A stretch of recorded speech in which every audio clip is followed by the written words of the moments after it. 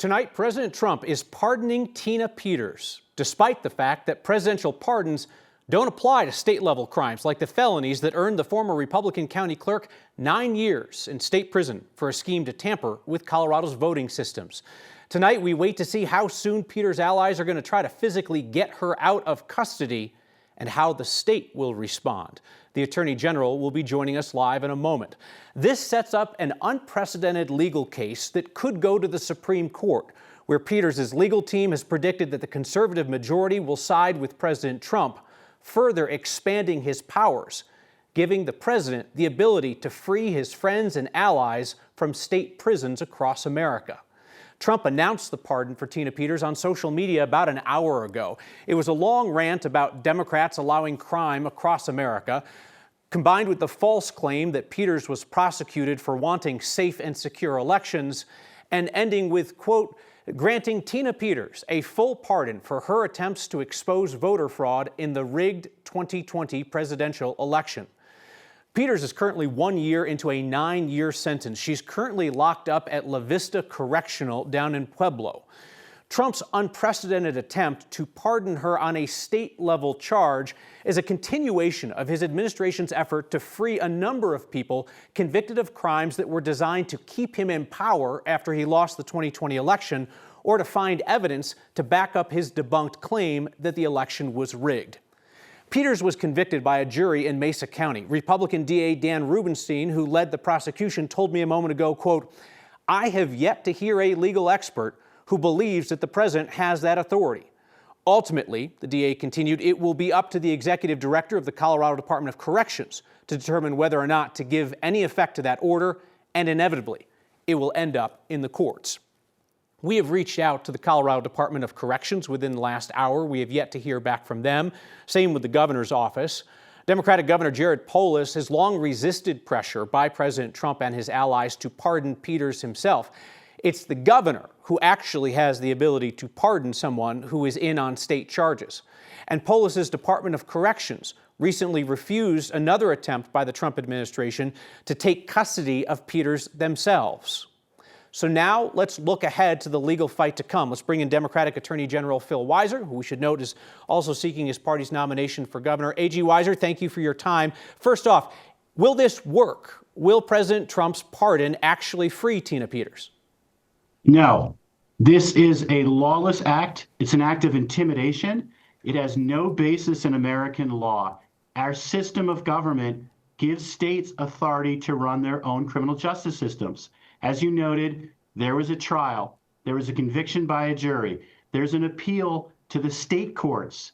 All that is happening under the rule of law. This president doesn't respect the rule of law, but he doesn't have authority to undermine how we operate our judicial system here in Colorado. We have seen this on a number of issues where essentially the Trump administration will take action and dare a court to tell them that it is illegal. My question for you, is what we're seeing a legal maneuver, or do you view it as something else? This president apparently thinks he can pressure and bully people to his will.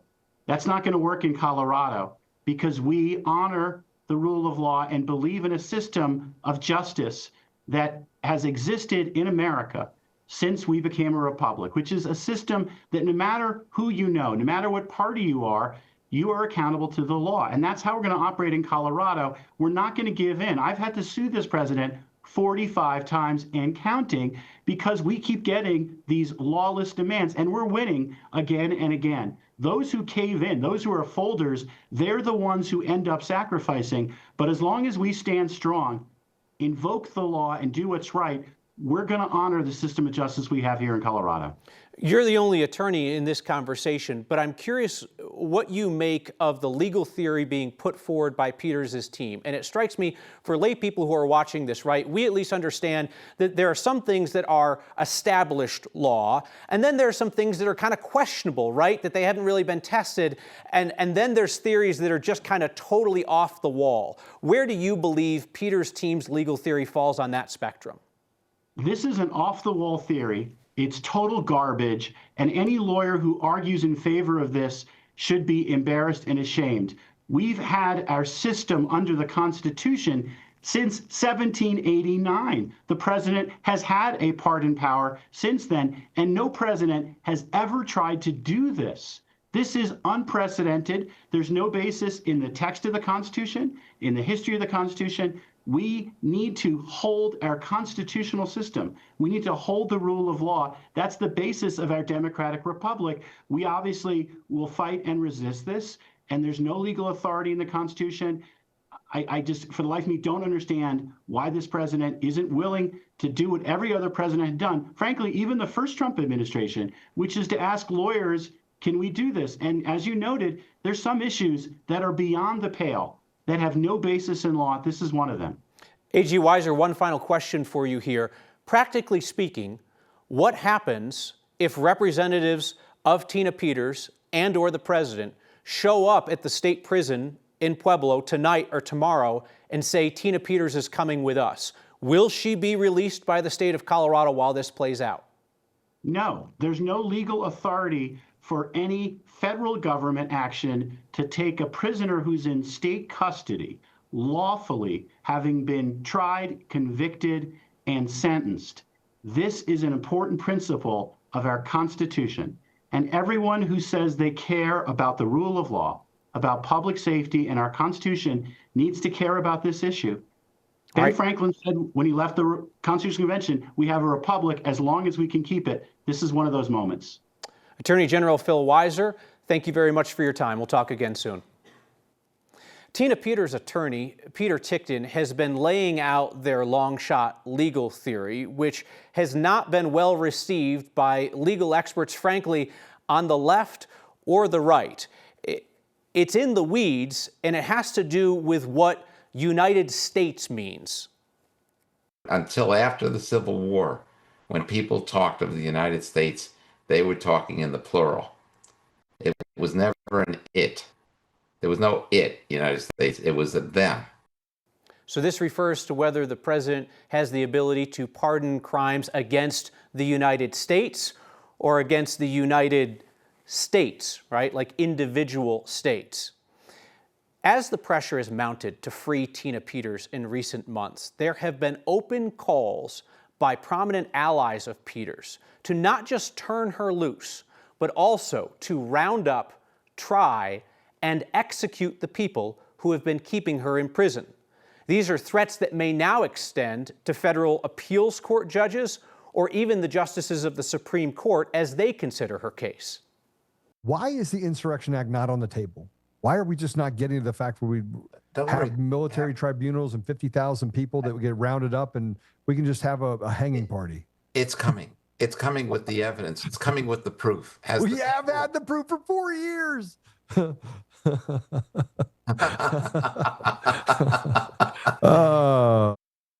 Again, Tina Peters pardoned by President Trump about an hour ago. There has not yet been any formal reaction from Tina Peters' representatives or her legal team. We have reached out to them. Legal experts across the spectrum agree that President Trump does not have the ability to free his ally from prison because she is in on state charges. But her legal team is hoping that this will go to the Supreme Court to ultimately decide it. The number of homicides in Denver this year is on pace to be the lowest in more than a decade. As the city invests in a widespread surveillance camera system looking at license plates and also expands the police presence downtown, our Mark Salinger sat down with the mayor and the police chief for a conversation about safety. Is it flock cameras? Is it an investment in the downtown police force? Is it moving people who are on the streets into shelters? What has helped? You can't pinpoint just one thing. It's our strategic focus on house parties. It's our strategic focus on the downtown entertainment district. It's the fact that our investigators are working really hard to have one of the highest clearance rates in the country. The number of homicides in Denver is on pace to drop more than 40% year over year, down to one of its lowest levels this century. 69 last year, 36 so far this year. Back in 2021, there were 96. And we have a Hot Streets program. We focus on getting more and more patrol present at intersections where we know there's likelihood to be activity. And in those 7 locations that we had the highest levels of crime, 4 of those sites have seen a 100% drop in shootings and murders. How important are those flock cameras? Well, they're certainly important. They're important in a number of our investigations, to include our homicide investigations. Would you be able to say, let's move forward without a surveillance system like this in Denver? If we are delivering historic drops in crime in the city, and that's one part of the puzzle, I wouldn't advocate for us to remove any of the pieces. I wouldn't stop our Hot Streets program. I wouldn't stop our Place Network investigations. I wouldn't stop adding 3 classes of officers each year to rebuild our officer corps. And I wouldn't turn off common sense technology we can use to track vehicles that are stolen. The number of homicides in Denver peaked in 2020 and 2021 during the pandemic. It was the same time when protests erupted in the city against police brutality. I think we went through some tumultuous times in the city. I don't ever go to a neighborhood now where someone doesn't say to me, Mike, why don't I see more officers on my street? I want to see more officers in my neighborhood, because they trust them, they like them, they want to see them present. One of the central themes of those protests was over-policing and bringing the police force into specific neighborhoods. Do you think the community sentiments have changed, Chief Thomas, over the past 5 years? And is there still concerns about over-policing? Or do you say, hey, what we're doing is working, we're going to keep sending more officers into specific neighborhoods? I wouldn't consider that what we're doing is over-policing. Well, one of the sites in our city, predominantly minority neighborhood, Alameda and Federal, one of our most successful locations for crime reduction. And we were able to do that without increased contacts, without increased arrests. We did that with increased community engagement. Denver spent more than $200 million on the mayor's plan to solve homelessness. They credit that in part for helping reduce the crime numbers and also free up police resources. While the homeless hotel shelters get hundreds of 911 calls every month, the chief says the police department is still responding to those addresses less frequently, Kyle, than they were to those homeless encampments that we saw a lot, especially during the pandemic, grow into massive sizes. But understandably that a lot of the issues that happened at those encampments have now just been moved. Exactly. And we're tracking them. There's still homicides, drug usage, overdoses, things like that. It's just in a different place, perhaps much more concentrated. Mark Salinger, thank you. The city of Denver insists that changes made to a road safety project after a billionaire's family objected are not any less safe for the public. That's next. The city of Denver insists it didn't tear up a finalized road safety project on Alameda just because Colorado's richest family complained about it. The city also insists that its reworked plan is not any less safe for the public. An engineering expert who studies these things tells our Spencer Soysher the city is wrong. We got to yell pretty loud in favor of safety and in favor of supporting the community here. Neighbors in West Wash Park and members of Denver's Transportation Advisory Board don't want this story to fade.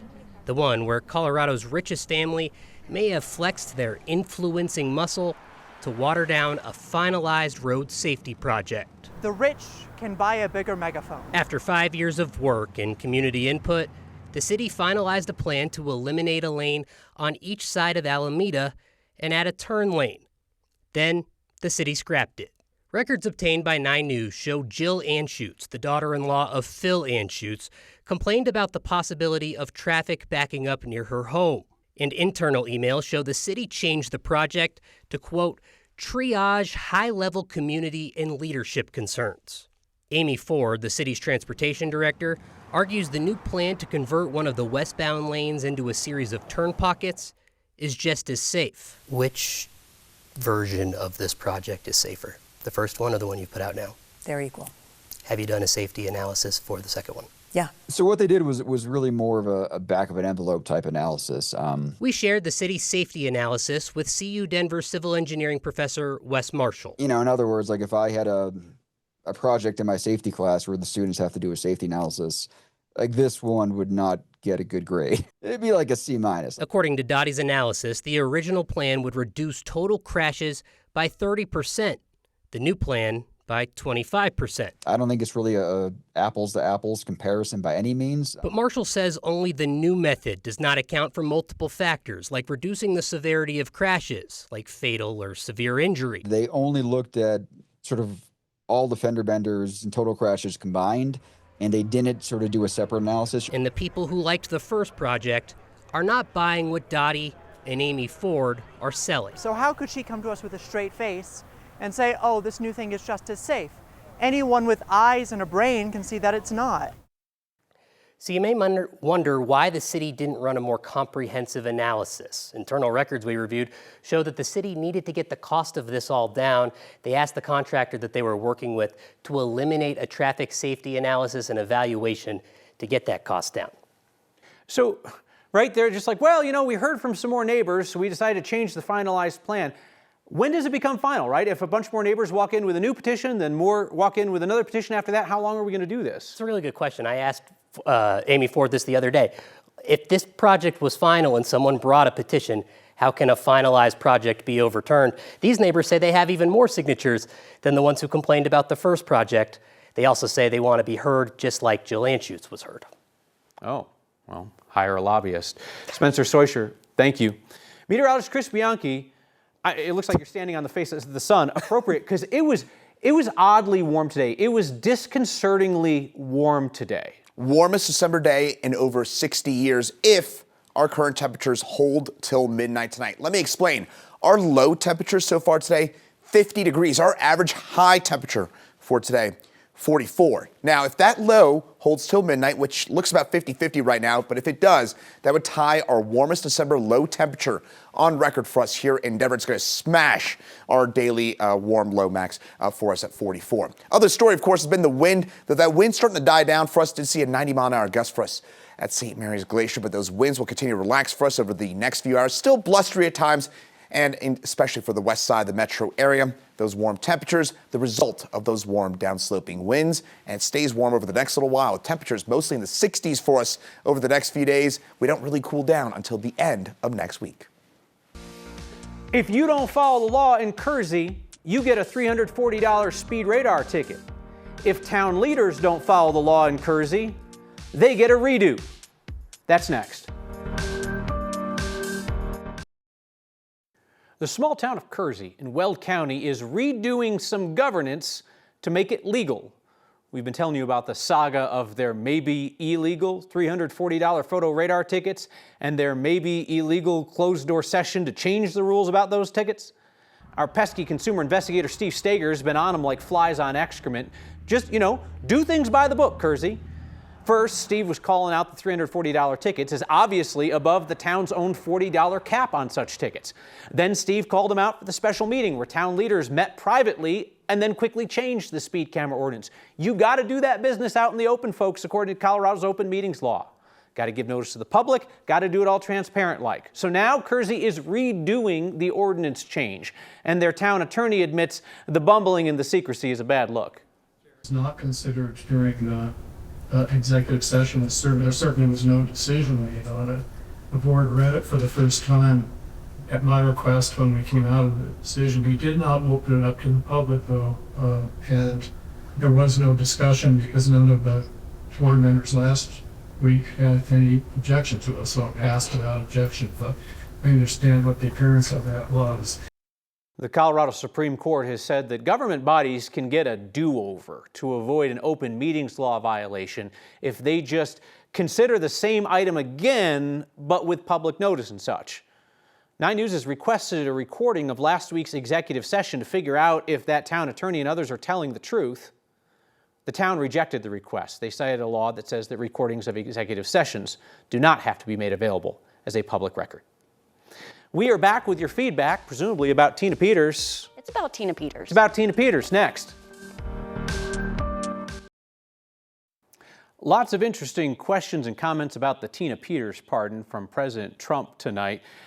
This from Monty, who is paying for her lawyers, right? There's a lot of expensive lawyering going on.